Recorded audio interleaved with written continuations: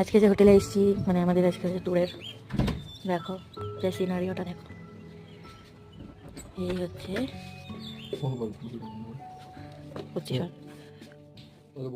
একটা বেড, এখানে একটা বেড, দুটো সোফা, টেবিল, একটা ওয়াশরুম, এখানে একটা বিচ সাইজ জানলা। হ্যাঁ, এখানে আরেকটা রুম, এখানে খাওয়ার রুম হয়েছে। আমার সবসময় করতে হচ্ছে কেন জানি, শুধু এই জায়গাটা ভিউটা দেখো। এই যে ভিউ, এখান দিয়ে সিঁড়ি, এমন করিস না ভাই, আমি অনেক কষ্ট করে এটা তুলছি। চলো এবার রুমে নিই। এই যে মা, এখানে একটা রুম, এখানে একটা সোফা, আর এই দেখো জানলা দিয়ে কি সুন্দর দেখা যাচ্ছে।